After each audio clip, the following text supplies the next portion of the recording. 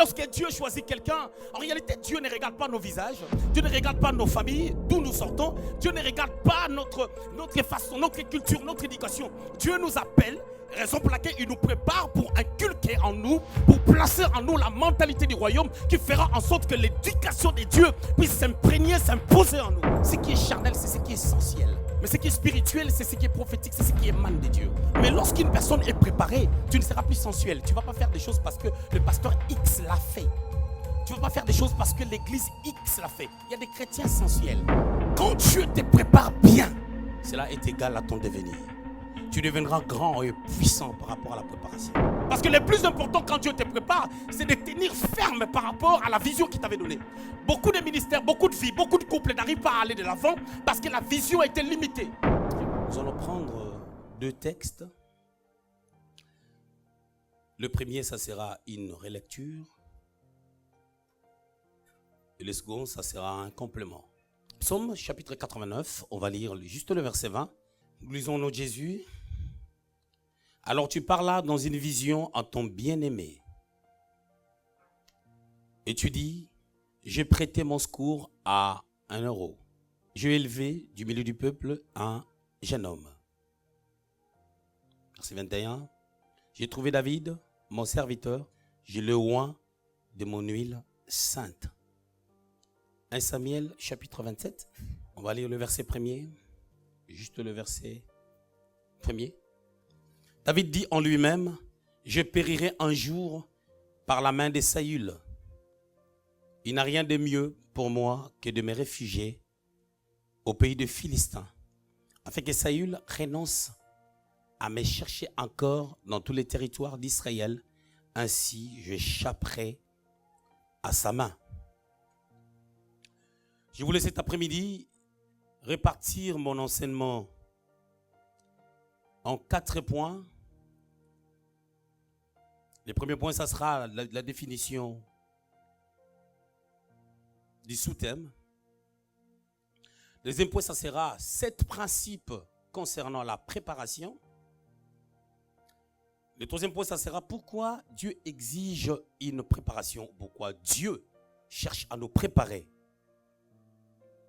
Le quatrième point, ça sera comment faire pour être vainqueur en temps de préparation.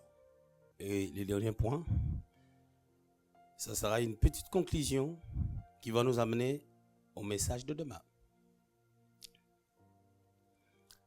Aujourd'hui, comme le pasteur Gélil disait tout à l'heure, nous allons parler de la préparation qu'on avait commencé à introduire hier, partant de notre texte qu'on avait pris dans Psaume 89 au verset 20 à 21.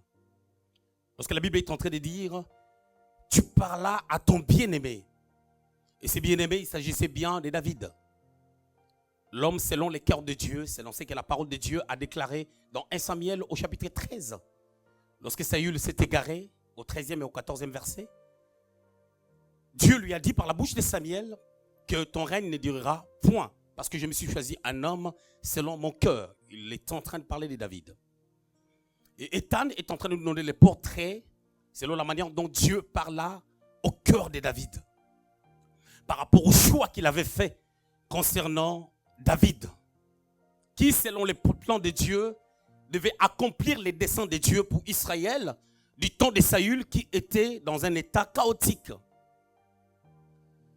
La préparation en tant que telle, je vais la définir sous 3 phrases, où j'aurai à donner 3 définitions concernant la préparation.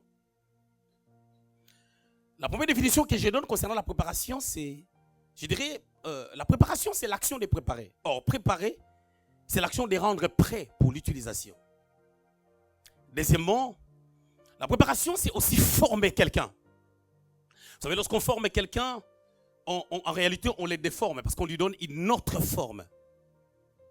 On forme quelqu'un en lui donnant des enseignements, ou je dirais, des connaissances qu'il faut en quantité et en qualité pour l'amener à une certaine position ou à une certaine dimension.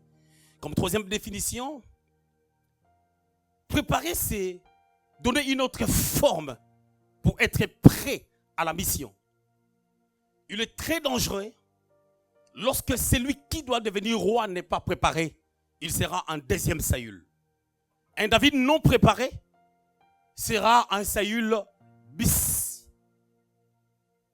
Raison pour laquelle chaque personne que Dieu attire vers lui, le Seigneur, avant de l'amener quelque part, Dieu le prépare.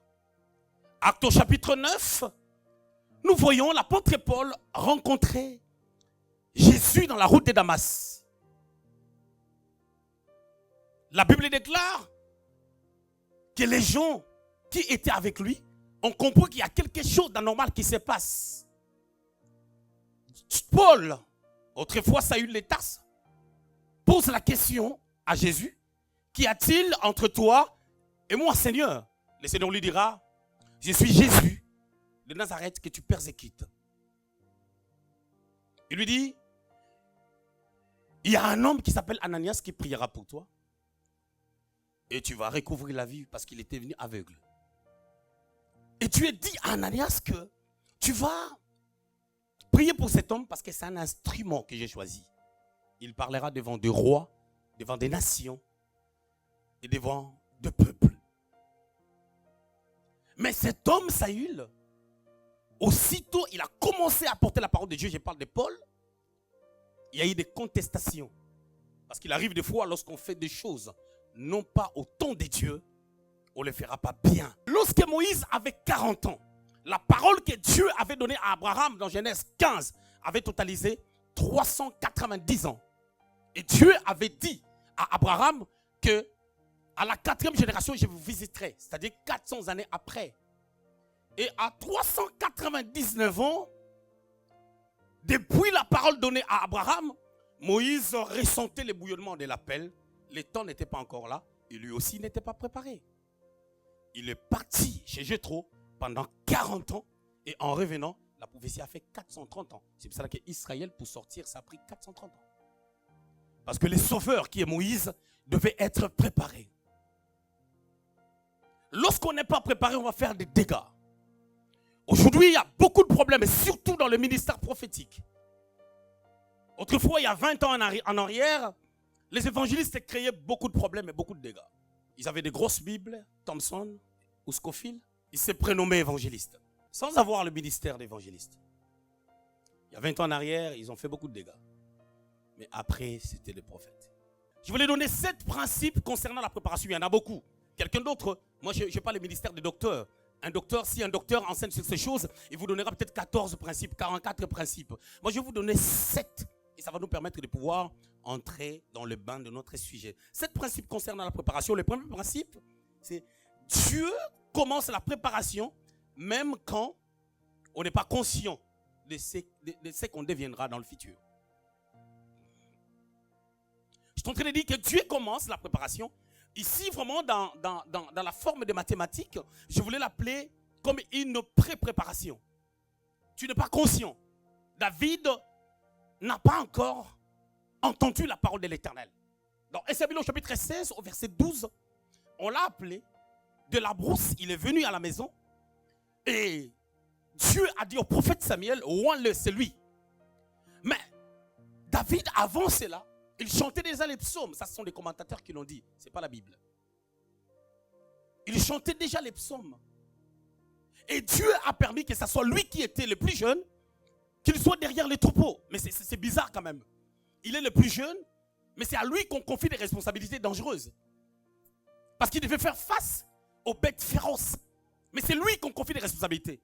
Et d'autres commentateurs sont allés plus loin en disant même que David n'était pas l'enfant de la maison. Comme le cas de Salomon. Vous savez, lorsque Dieu choisit quelqu'un, en réalité, Dieu ne regarde pas nos visages, Dieu ne regarde pas nos familles, d'où nous sortons, Dieu ne regarde pas notre façon, notre culture, notre éducation. Dieu nous appelle, raison pour laquelle il nous prépare pour inculquer en nous, pour placer en nous la mentalité du royaume qui fera en sorte que l'éducation de Dieu puisse s'imprégner, s'imposer en nous. Et il commence ce travail non pas lorsqu'il t'appelle. C'est comme moi, j'avais 5 ans. J'étais en première année primaire, à 5 ans, parce que souvent en première année primaire, on est à 6 ans. Moi, je suis parti un peu plus tôt, parce que j'étais très intelligent. À 5 ans déjà, je me disais, moi, je serai ministre ou premier ministre. Ma mère est là, je n'ai jamais pris de sac au dos. Je voulais qu'elle m'achète une mallette. Et je ne voulais pas qu'elle m'achète des baskets. Je voulais des chaussures en cuir avec talons. Je me disais toujours que je suis Ewing, je suis Bobby Ewing. Et je dois être chef d'entreprise, je dois être président, je dois être ministre. Ça, c'est des choses que j'avais dans la tête. Et ça ne se trompe pas, j'étais dans le bain parce que tous les jours, je suis en costume. Et ça correspond à ce que je pensais. Et quand tu viens dans mon église, tu vas comprendre, on n'est pas une grande foule. Mais quand tu viens, tu vois la structure. Tu diras, lui, ce n'est pas un Congolais. C'est la mentalité. C'est-à-dire, ce sont des choses que Dieu a imposées à moi dès l'enfance. C'est-à-dire, il y a un travail que Dieu commence à faire dans la vie de quelqu'un. Hier, je vous avais parlé de Jérémie 1,5.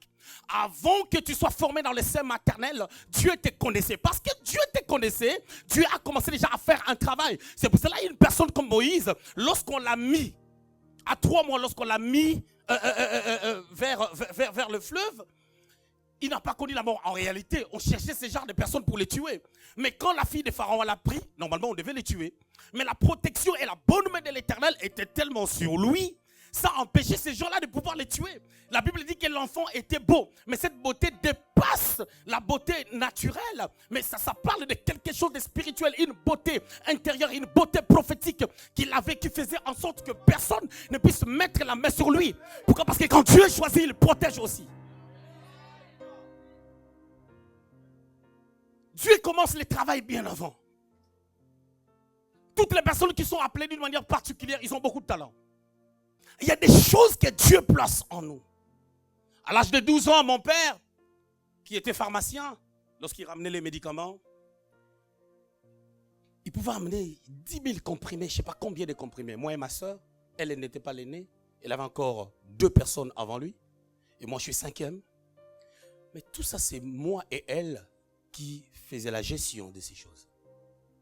On devait classer les médicaments, écrire les noms, compter l'argent, mettre ça de côté. Et la plus grande question, c'est, moi j'étais trop jeune. Pourquoi ça devait être moi? Pourquoi pas les autres? Pourquoi elle? Pourquoi pas les autres?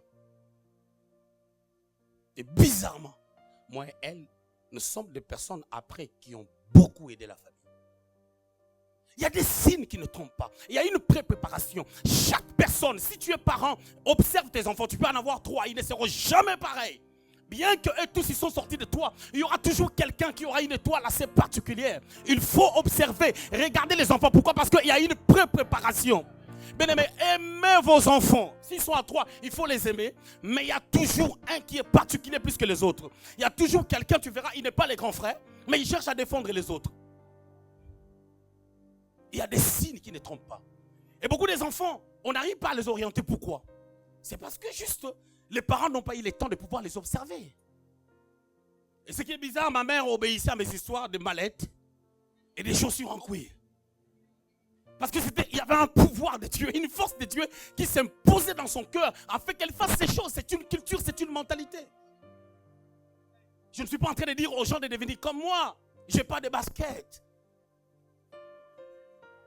Ça n'engage que moi, mais je dis que ça fait partie de mon caractère. À 2 ans, j'avais déjà des chaussures. Et si je n'étais pas ministre de Dieu, j'allais être un politicien. Et comme je ne suis pas politicien, je ne calcule pas la politique. Moi, je suis comme ça. Quand j'ai arrêté le football, j'ai arrêté. Il y a une préparation. La deuxième des choses, comme deuxième fondement, que je vais remettre, ça sera, Dieu passe à une vitesse supérieure quand tu prends conscience de ton appel. En ces temps, Dieu t'avertira. C'est-à-dire, quand le Seigneur t'appelle, quand Dieu dit maintenant à David que tu seras roi d'Israël, tu prends conscience, Dieu passe par une vitesse supérieure. Vous allez remarquer que les épreuves que David a dû vivre, c'était assez particulier. Écoutez, David se présente dans 1 Samuel au chapitre 17 devant le roi. Le roi lui pose la question, il lui dit, tu es un gamin, pourquoi tu veux aller te battre contre Goliath? David dit, ton serviteur a fait face à l'ours et au lion. Beaucoup de gens n'arrivent pas à situer cette pensée. Cette pensée vient après l'onction d'huile.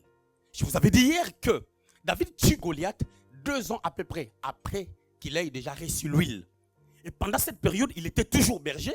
Et c'est là où il a fait face à l'ours. Pourquoi? Parce qu'une onction s'est reposée sur lui. Ça a amené sa mentalité de pouvoir changer. Il a commencé à faire face à certaines réalités qu'il n'avait pas fait face avant.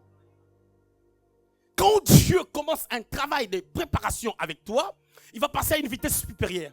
Non seulement il va te donner des témoignages, mais de l'autre côté, tu vas commencer à traverser des épreuves qui n'ont plus la taille des épreuves d'avant.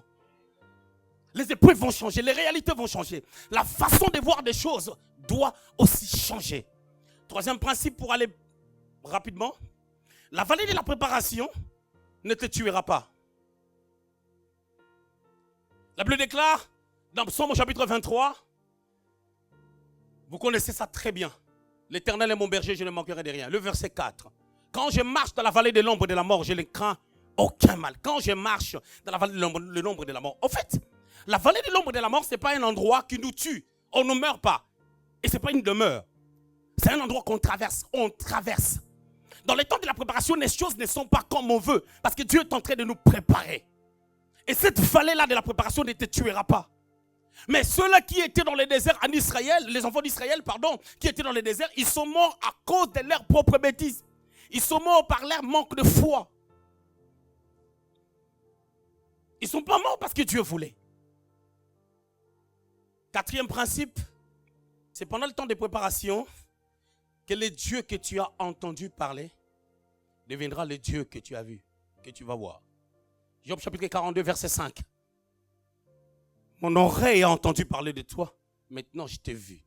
Les expériences, lorsque quelqu'un sort du temps de la préparation et qu'il atteint les buts dans lesquels le Seigneur l'avait appelé, ce n'est plus l'histoire de Dieu d'Abraham, d'Isaac et de Jacob seulement.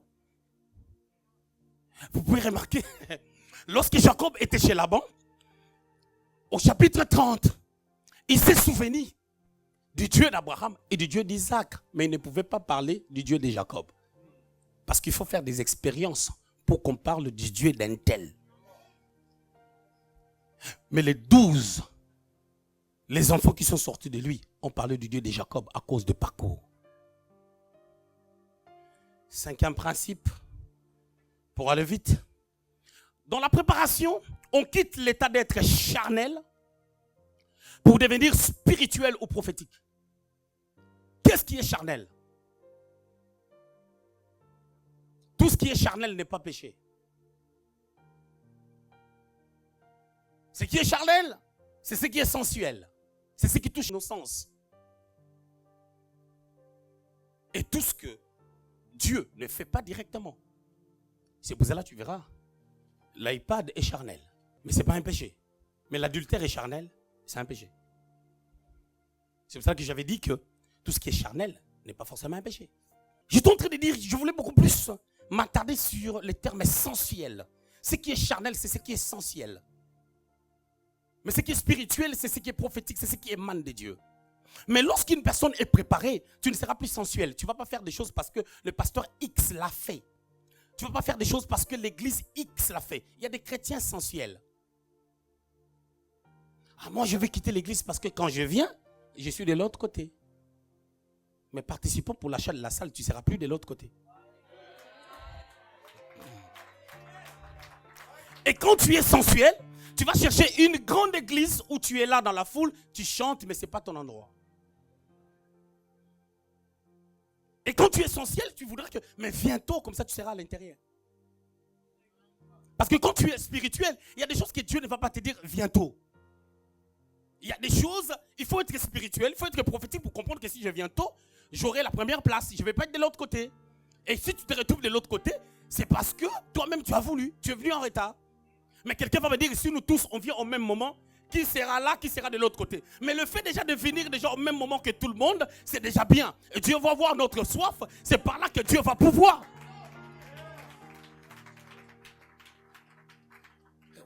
Vous remarquerez, beaucoup de personnes n'ont pas de modèles. Beaucoup de couples n'ont pas de modèles, n'ont pas d'équilibre. Pourquoi? Parce que les gens sont sensuels. Les gens regardent la télé, ils regardent des films. Ils croient peut-être que les choses qu'on voit dans les films, c'est la réalité. Le monsieur, il part au travail, il donne 4 bisous à sa femme. Il revient à midi, il lui appelle sa femme, chérie, tu vas bien? Il lui envoie 40 000 textos. Les soirs, il lui fait des bisous. Il croit que les réalités de films, c'est ça la vérité.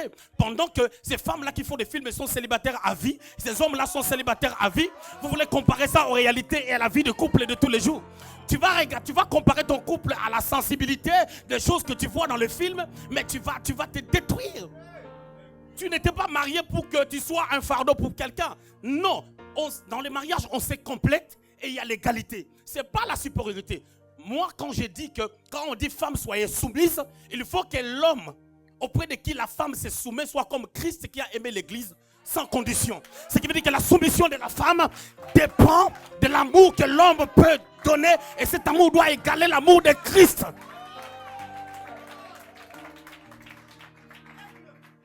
Donc, femme, soyez soumise, homme, soit Christ. Ah, pour être Christ, c'est un dégât. Avec tous les défauts que tu as, pour être comme Christ, c'est grave. 6e principe. Dans la préparation, Dieu te donnera des charges que tu n'aimeras pas. 7e principe. La préparation est liée à la taille du devenir. Alléluia. Bien-aimé le Seigneur, tu sais, si tu as un CAP, ne prétends même pas aller travailler en banque. On va te poursuivre, je crois, avec des bâtons. Alléluia. Je voulais seulement dire que quand Dieu te prépare bien, je vais vous dire un truc. Ouais, moi, dans notre famille, on a souffert des problèmes des os. On a souffert des problèmes des os et c'est la maladie qui a tué mon père. En 2013. Mon père, à partir de l'âge de 40 ans, il a commencé à souffrir des os. Il est mort à plus de quasiment 65-66 ans. Il est mort, c'est cette maladie-là qui l'a tué. Et quand il était mort, la douleur qu'il avait au niveau de la hanche, ça a pris tous ses enfants.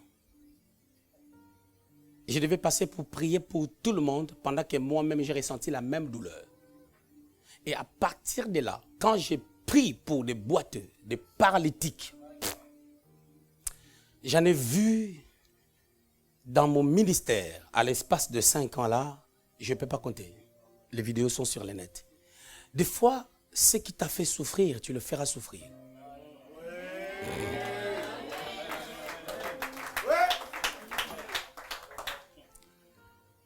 Vous savez, il y a des gens qui ne comprennent pas. Il y a d'autres personnes qui disent, qu'est-ce qui se passe avec le prophète exaucé? Qu'est-ce qui se passe? Il n'a pas 1000 personnes à l'église. Mais comment cet homme-là, on peut lui donner telle chose, telle chose? Non, j'ai 14 ans de mariage sans enfant. Si on te donne ça, vous allez divorcer. 14 ans de mariage sans enfant, tu divorces. Hein? Et tu oublies que c'est Dieu qui donne les enfants. Je dirais même que c'est l'homme qui doit donner les enfants. Ah, bien sûr. Et à ma femme, je la connais. Au mois de juillet, le 6 juillet, ça va faire 27 ans. Jour pour jour, je vois la même tête.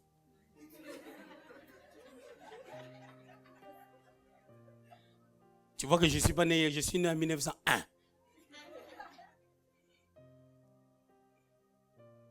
Quand Dieu te prépare bien, cela est égal à ton devenir. Tu deviendras grand et puissant par rapport à la préparation. Nous avions des textes que nous avions lus. Psaume 89, versets 20 à 21. La Bible déclare, j'ai choisi David. On va paraphraser ça comme ça. J'ai élevé un homme. On est en train de dire que dans l'original, le terme élevé voulait dire je préparais un homme. Nous devons déjà comprendre quel est le but que Dieu est en train de chercher du fait qu'il voulait bien préparer David. On met l'huile sur lui, les commentateurs disent qu'il avait presque 17 ans. Mais nous voyons David devenir roi d'Israël à 37 ans. Et avant cela, à 30 ans, il devient roi de 2 tribus seulement. Et Dieu l'a préparé. Pendant que celui qui était rejeté, toute la nation savait que Saül était rejeté, mais il continue à régner encore. Combien de personnes en ces jours sont rejetées? Combien d'entreprises sont déjà au bas de l'échelle, mais ils sont là, ça continue à fonctionner. Et demain, ça va se fermer. Combien des églises, combien de ministères que Dieu ne voit plus? Mais il y a la population, il y a une foule qui suit ces gens. Combien de couples, l'homme et la la femme ont fait 2 ans. Ils ne se touchent pas. Mais ils viennent dans la même église. Ils sont très bien habillés. Et la femme est bien maquillée. 3 couches de maquillage. Contouring, peinture. Et puis on a pris un pinceau là. J'ai toujours dit, les femmes, vous êtes fortes. Hein? Et c'est là, c'est ce qui m'étonne beaucoup plus. Coup de chapeau aux femmes. Tu verras une femme bien maquillée. Elle prêche aussi. Elle conduit la prière avec feu. Moi, si tu me donnes les trucs que vous mettez ici, je vais commencer à faire ça. Ah, mais les femmes sont fortes. Hein? Écoutez, Dieu veut préparer David. Pourquoi? Parce que la nation avait un problème. Quand vous lisez 1 Samuel au chapitre 8, à partir du 11e verset, il y a des choses catastrophiques qui étaient dans la nation. Dieu est en train d'avertir à Israël, voici les droits que le roi aura. Le roi que vous avez choisi aura sur vous. Saül prenait la dîme. C'est 1 Samuel chapitre 8. Hein? Il prenait la dîme. Vous voulez qu'on lise ça? Ça, vous allez voir mieux. 1 Samuel chapitre 8, verset 11. Il dit, voici quels seront les droits du roi qui régnera sur vous. Il prendra vos dîmes et il le mettra sur vos sacs et parmi ses cavaliers, afin qu'il court devant son char. Il s'en fera des chefs de 1000 et des chefs de 50. Et il employera à labourer ses terres, à récolter ses moissons, à fabriquer des armes, des guerres et l'attirail des chars. Il prendra vos filles pour en faire des parfumeuses, des cuisinières et des boulangères. Il prendra la meilleure partie de vos champs, de vos vignes et de vos oliviers et la donnera à ses serviteurs. Il prendra la dîme du produit de vos semences et de vos vignes et la donnera à ses serviteurs. Dans les textes que nous venons de lire, vous comprenez que tout devait tourner tout autour du roi. Et le roi devait prendre même la dîme. En réalité, c'est comme s'il réduisait le peuple en esclavage. Et David a trouvé la nation dans cet état. Où les gens travaillent pour le roi. Comme Israël, quand ils étaient en Égypte, ils travaillaient pour Pharaon. C'est eux qui ont construit les villes comme Ramsès. Et c'est ce que les enfants d'Israël devaient faire à cause du roi qu'ils avaient choisi. Et maintenant, Dieu doit choisir quelqu'un qui s'appelle David. Il doit le mettre à la place de Saül, qui a amené la nation dans un état chaotique. Mais comment Dieu va se comporter avec cette personne? Nous sommes en France, nous sommes à Paris. L'évangile est difficile ici. Les gens ne se convertissent pas, mais ils changent plutôt d'église. Mais quelle est la qualité d'église que nous pouvons avoir pour amener les choses à une autre dimension? Paul dit aux Romains, Romains chapitre 1er au verset 8, il dit, votre façon de faire des choses, je paraphrase, dans le monde entier, on reconnaît votre façon de faire. Mais au chapitre 13 du livre des Romains, au 11e verset, il leur dit, réveillez-vous du sommeil. Parce que le salut est plus proche de vous que lorsque vous aviez cru. Mais pourquoi Paul pouvait dire à ces personnes dont la foi est célébrée dans le monde entier de pouvoir se réveiller du sommeil? Mais c'est contradictoire par rapport au chapitre 1er. Parce qu'il est en train de célébrer leur comportement. Mais au chapitre 13, le même livre. Le même livre, ce n'est pas 2 livres différents. C'est le même livre. Comment Paul peut les inciter à la vigilance? Bien aimés les Seigneurs, c'est très important que nous soyons prudents. Qu'on ne reste pas sur nos prouesses, sur nos exploits, sur ce qu'on a fait, sur ce qu'on a déjà fait. Sinon, on n'ira pas loin. Ce qu'on a fait, c'est bien. Dieu le voit. Et Dieu célèbre cela. Mais allons plus loin. Allons dans la profondeur parce que Dieu nous amène de gloire en gloire, de succès en succès. Raison pour laquelle à chaque étape de la percée, il y a une petite préparation que Dieu essaie de mettre en place. Pourquoi? Parce que lorsque tu n'es pas assez préparé, tu vas t'arrêter quelque part. 1 Samuel au chapitre 27, au verset 1er qu'on a lu, David lui-même est en train de dire, je crois que je périrai un jour entre les mains de Saül. Oh, celui qui avait reçu l'huile, celui qui avait tué Goliath. 1 Samuel chapitre 17 au verset 55. Lorsqu'il courait avec la tête de Goliath, le roi Saül a posé la question de qui ce jeune homme est-il fils? Au chapitre 18, on a chanté pour lui, il a tué ses 10 000. Saül ses 1000. Mais il a commencé à connaître des problèmes graves. Il a fui le pays. Ah, c'est à cette époque qu'on devait lui envoyer les courriers. David n'existait plus. Plein de courriers, plein de dettes. Certainement, quand tu ne reçois plus de courrier, c'est que tu dois payer, normalement les intérêts montent. C'est à cette époque. Mais c'était à cause de Dieu. Et Dieu lui avait promis la royauté. Et quand David s'exprime de la sorte, il commence à perdre la foi par rapport à ce que Dieu lui a dit. Parce que le plus important quand Dieu te prépare, c'est de tenir ferme par rapport à la vision qu'il t'avait donnée. Beaucoup de ministères, beaucoup de vies, beaucoup de couples n'arrivent pas à aller de l'avant parce que la vision a été limitée.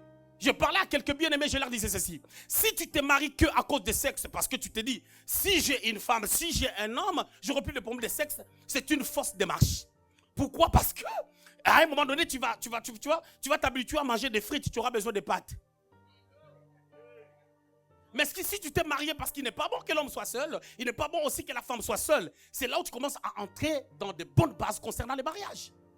Quand tu ne connais pas la vision de la chose, et tu dois comprendre que la vision est dynamique, la vision doit connaître les progrès. Je vous avais dit hier que Dieu parle à Moïse, il lui dit, va libérer mon peuple. Dieu ne lui a pas parlé du tabernacle.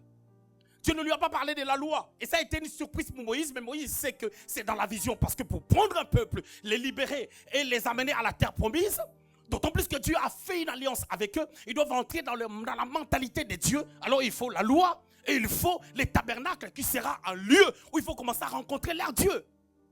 Parce que c'est un peuple qui est resté dans une nation païenne pendant longtemps. Ils ont la culture païenne, ils ont une mentalité païenne. Il faut que la mentalité de Dieu s'imprègne en eux.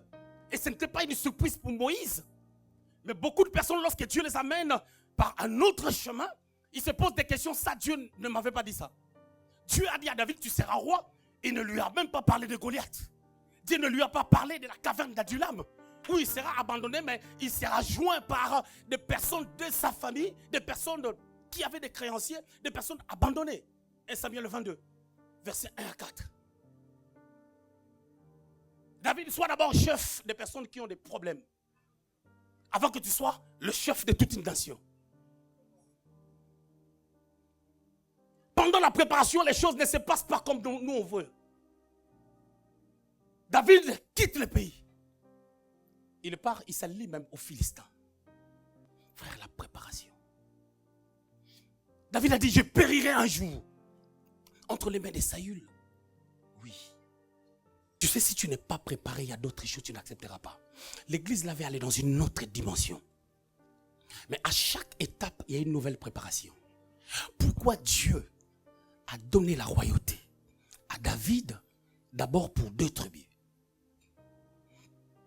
Il ne lui a pas donné tout Israël. Je disais à un frère, pourquoi Dieu, ce qu'il peut donner à quelqu'un 10 ans après, il ne le donne pas maintenant? Est-ce que Dieu se trompe? Est-ce que Dieu est un aventurier? Est-ce que Dieu est mauvais? Des fois même nous les pasteurs, nous les serviteurs de Dieu, nous voulons nous faire passer pour des personnes qui sont plus bons que Dieu. Des fois on prie pour des gens, mais le Seigneur veut que ces gens-là attendent. Ma prière cet après-midi est que si quelqu'un est encore dans le temps de désert, que Dieu est en train de les préparer pour les kairos, que Dieu les prépare encore davantage, que Dieu serre encore des vis afin qu'ils soient préparés. Mais s'il y a quelqu'un qui attend seulement une onction afin de pouvoir sortir et être affecté par son kairos, que ça se fasse durant ces 3 jours. Au nom de Jésus-Christ. Que Dieu soit le maître. Je périrai un jour entre les mains de Saül. Là, la peur. La situation est compliquée. Vous savez, il arrive des fois, tu regardes à gauche et à droite, tu ne sais pas où aller. Tu ne sais pas à qui tourner les regards. Tu te dis, qu'est-ce qui va se passer? Le problème avec les chrétiens, c'est quoi? Le problème avec nous, les enfants de Dieu, nous devons comprendre que l'alliance que nous avons avec Jésus-Christ est différente de l'ancienne alliance. Dans l'ancienne alliance, les gens vivaient selon les promesses. Dieu fera, Dieu fera, Dieu fera. Mais nous ne vivons pas selon les promesses, mais nous vivons selon ce qui est déjà accompli. Parce que la croix, il a dit, tétélestai, tout est accompli. C'est pour cela, Ephésiens chapitre 1, verset 3, vous pouvez dire que nous sommes bénis de toutes les bénédictions spirituelles. Mais ces bénédictions qui sont spirituelles, nous devons les rendre palpables. C'est légal, mais nous devons les rendre palpables. Il faut toucher et entrer dans ces bénédictions. Comment? Par notre mentalité. Il faut que David introduise dans sa vie la mentalité royale. La mentalité de celui qui deviendra le chef de la nation. C'est là où il y a notre problème. Des fois, nous prions beaucoup, nous recevons moins.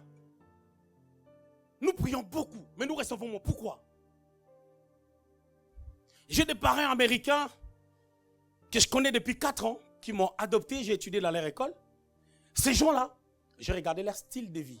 Chaque année, on se voit. J'ai regardé leur style de vie. Par curiosité, j'ai cherché à voir combien de fois ils jeûnent, comment ils fonctionnent et tout. C'est différent de nous. On se torture tellement trop, il y a peu de résultats. Mais eux, ils se torturent moins, mais ils savent ce qu'ils ont à faire. 1 Thessaloniciens 5, verset 17. Priez sans cesse. Mais comment on doit prier sans cesse? C'est faire charabarabarabara, 24 heures sur 24, 7 jours sur 7. Tu ne vas pas te fatiguer? Mais quel est le contenu de cette prière sans cesse? C'est la mentalité. Verset 18. Rendez grâce en toutes choses. Le contenu de la prière sans cesse, c'est l'action des grâces qu'on doit rendre à Dieu à tous égards. C'est comme le pasteur disait tout à l'heure.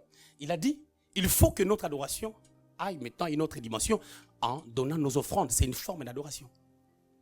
C'est-à-dire que c'est lui qui garde son attitude attachée à la parole de Dieu et qui reconnaît même la position que le Seigneur le met. C'est pour sa préparation. Il rend grâce à Dieu en toutes choses. C'est pour cela Paul et Silas, lorsqu'ils étaient en prison, dans Actes chapitre 16, ces gens-là, ils étaient en prison. En réalité, ils devaient commencer à se lamenter. Ils devaient chasser les esprits d'emprisonnement. Ils devaient chasser les esprits qui les ont mis dans les chaînes. Au lieu de faire ça, ils ont commencé à célébrer, à chanter les louanges de Dieu.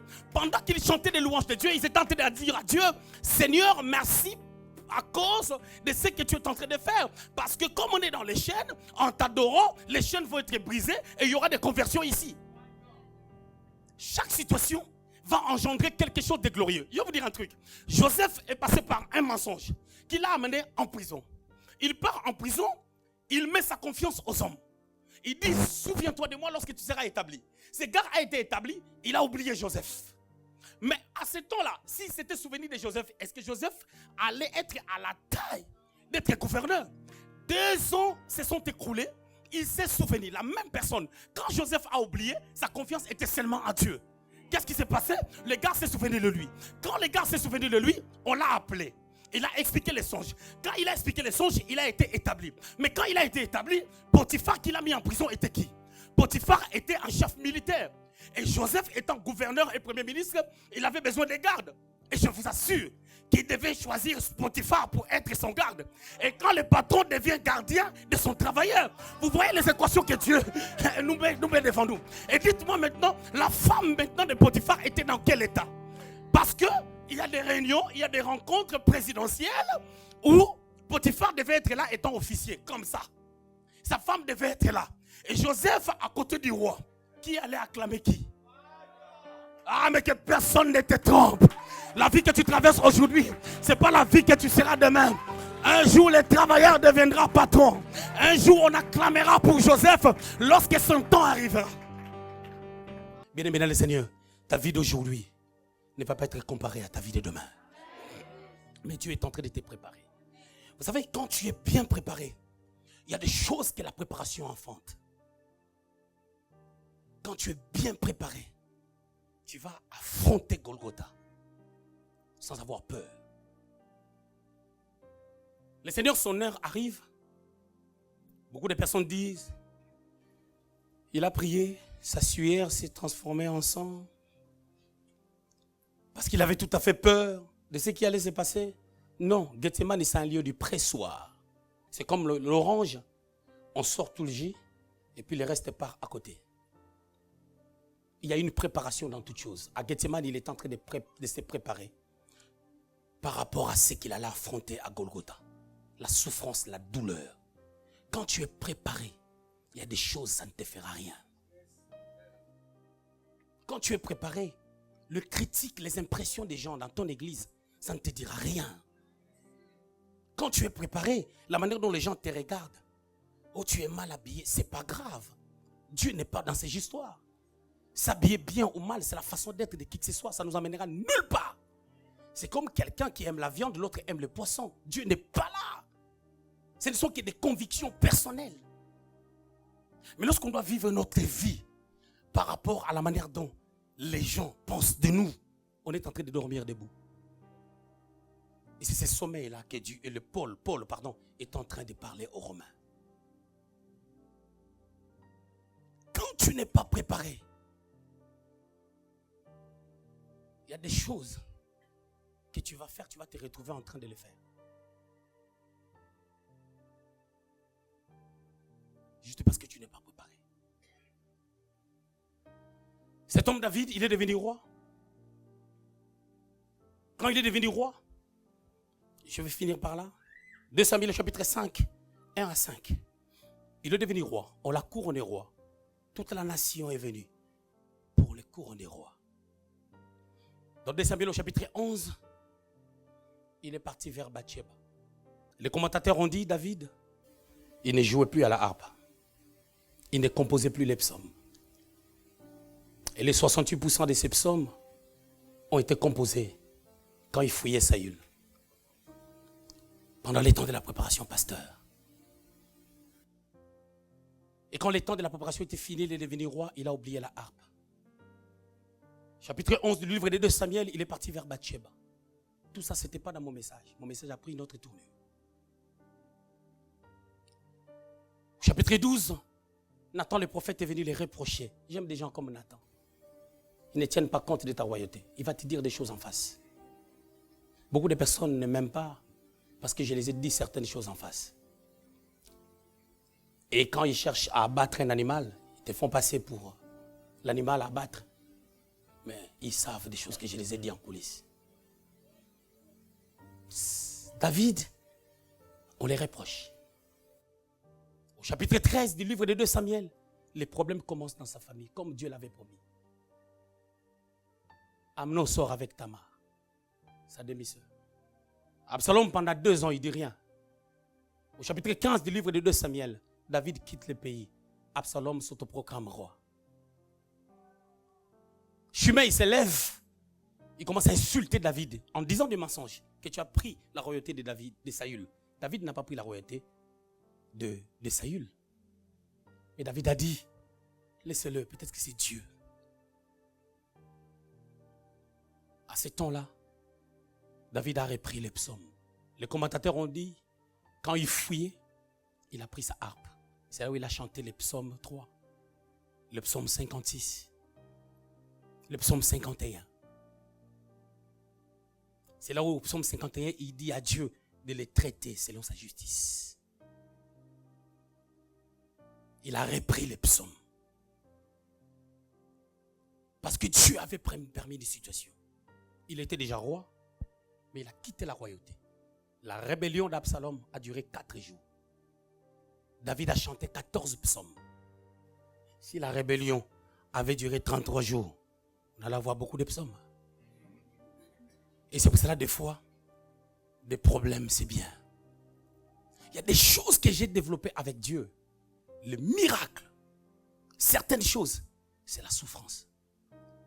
Quelle sorte de prière je n'ai pas fait pour nos histoires des enfants. Une fois, je pars au bureau, j'ouvre la porte du bureau, je commence à prier directement. Je me mets à boubou, je parle la langue, j'adore, je fais ceci, je fais cela. Mais ça m'a permis de développer certaines choses avec Dieu. Dieu a des chemins qu'il choisit pour chaque personne. Bien aimé, il y a des choses que Dieu permet. Dans la vie de chaque serviteur de Dieu, de chaque enfant de Dieu, qui a un appel authentique. Il y a des périodes sombres. Pour nous, c'est les enfants. Mais pour quelqu'un, c'est autre chose. Toi-même, tu sais. Et quand nous nous présentons, quand nous venons à l'église, chacun a une posture, une apparence. Derrière cette apparence, derrière ces maquillages, se cachent des choses. Derrière ces maquillages se cachent des dettes. Mais ce n'est pas la fin du monde. Ce n'est pas la finalité des choses. Il y a des temps où Dieu simplifie les choses. Il faut qu'il y ait quelqu'un qui paye un prix pour que la progéniture puisse entrer dans la gloire. Il a fallu que Jésus meure à la croix pour que toi et moi, nous ayons la liberté. Et le diable n'a aucune autorité par rapport à toi. Si quelqu'un est sous l'emprise de l'ennemi, Jésus a payé un grand prix parce qu'aujourd'hui, on va proclamer la gloire de Jésus-Christ afin que tu sortes du gouffre, afin que quelque chose de glorieux arrive dans ta vie. Parce que ta vie ne doit pas rester en tant que telle. Parce que Jésus-Christ a payé un grand prix à la croix. Il a été préparé pour Golgotha. Il a été flagellé pour Golgotha. Il a été travaillé pour Golgotha. Il a payé un prix. Il a dit dans la parole de Dieu, dans le livre du rouleau, il s'agit de moi. Je ne souhaitais ni holocauste, ni offrande, parce qu'il s'agissait de moi. Jésus s'est offert pour nous. Quand tu entres dans ce mystère, bien-aimé, ta vie ne sera pas. Amen. S'il y a une chose que tu ne peux pas t'inquiéter, c'est le lendemain. La Bible dit le lendemain appartient à l'Éternel. Le lendemain, c'est à Dieu. On donne même l'exemple des bêtes qui ne travaillent pas,